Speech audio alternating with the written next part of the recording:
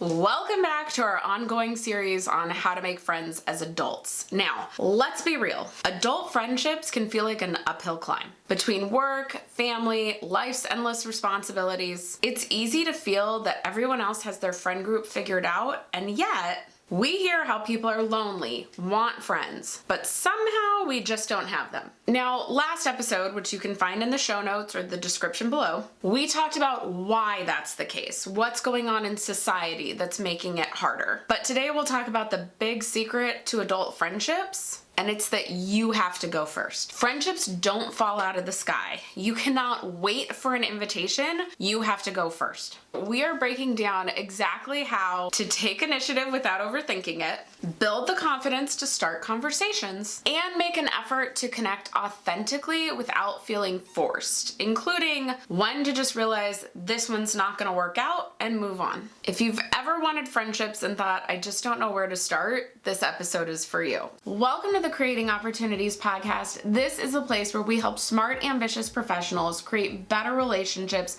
for success. And why? Because people matter. They're messy, but they make life better and they matter. And I am your host, Cassandra. I am a speaker, trainer, an iced coffee lover. It's important you know that. And I am here to help you make deeper connections. So let's get into it. All right, so step number one, be brave, go first. I think this is one that if you have been trying to make friends, if you have been going first, you want to punch me right now. I'll just be honest. You're like, I would love for somebody else to take the initiative. I always take the initiative. And here's what I found out. That's just life. You are going to have to go first. And on those off chances where someone goes first and extends an olive branch to you, asks you to lunch, asks you for your number, etc., consider that a blessing and a miracle, because what I have learned is if we want friends, we have to make the effort and go first. Honestly, it's sort of funny how much we want other people to be the initiator and take that off our plates. It's all sort of subconscious. No one's purposely going, no, I shouldn't have to make the effort. Somebody should ask me. Actually, I know one person who's that way, but majority of people are not. So for example, I had a friend who was going to a workshop one night. She was on her way there and she voice messaged me and was like, yeah, I'm headed to the workshop. I hope people are nice. Like, I hope people are friendly and will be open to me. And it was very,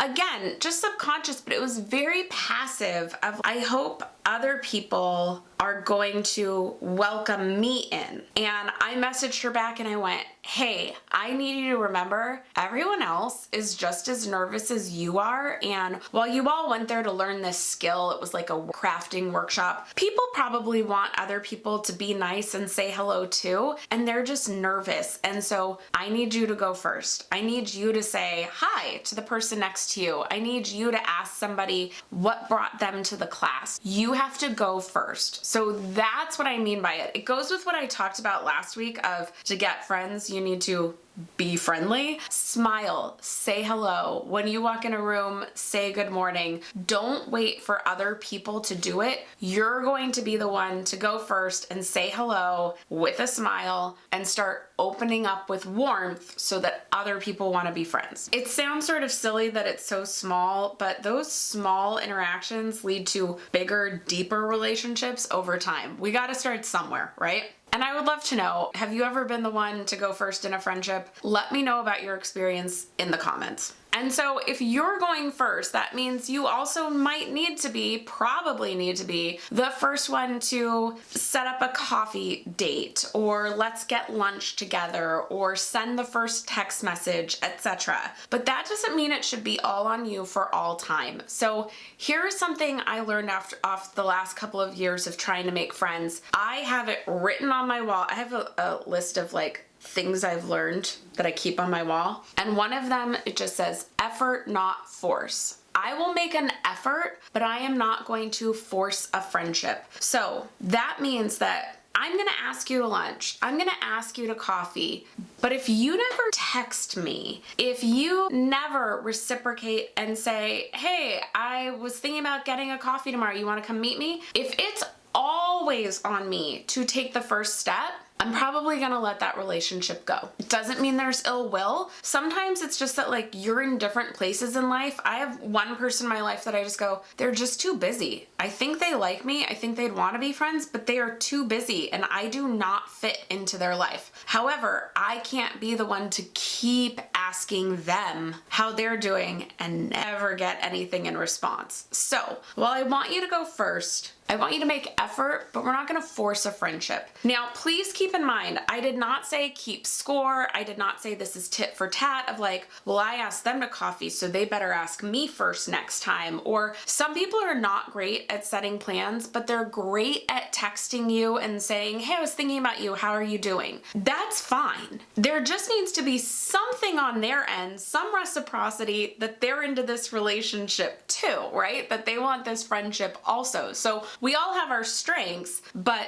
if we feel like we're starting to force it, like I've got to make this person like me, no, we need to let that one go. Time to move on. Friendships should feel mutual. And so if you get in a situation similar to what I just described, where you feel like it is all on me and you need to let that one go, it's not a failure. You didn't do anything wrong. You're just making space for the right people to come in.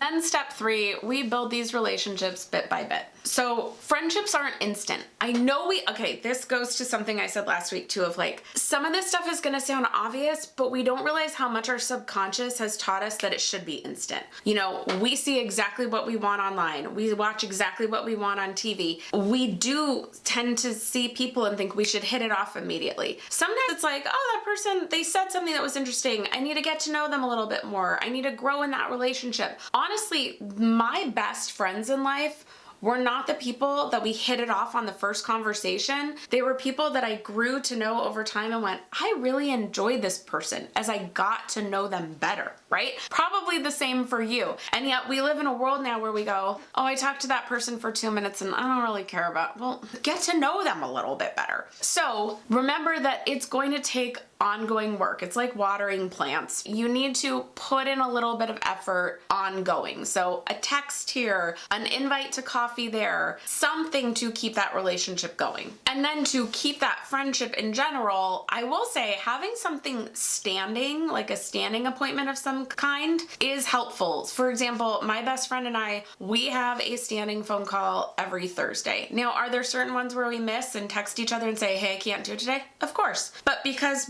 majority of Thursdays we have that phone call, we're in touch in each other's lives. We know what's going on with each other, so you always feel connected, like the real sense of the word, not the social media internet sense of the word. So if you believe in the power of these small interactions building over time, I would love for you to put the word consistency in the comments, just so I know where y'all were tracking with me. Since we can't talk on podcasts or on YouTube the same way we can on, let's say, Instagram, those sorts of things really help me out. Honestly, making friends as adults takes courage, consistency, and effort. But the reward? A richer, more connected life. Start by going first. Make an effort. Build those connections step by step. And remember, meaningful friendships don't just happen, they're created. And speaking of that, next time we are going to go over some common myths and unspoken beliefs about adult friendships. These are the things I believe are holding you back that you might not even realize you're doing. So don't miss that episode. It'll come out next week. Now, if you're looking to make more friends and more relationships in your professional world,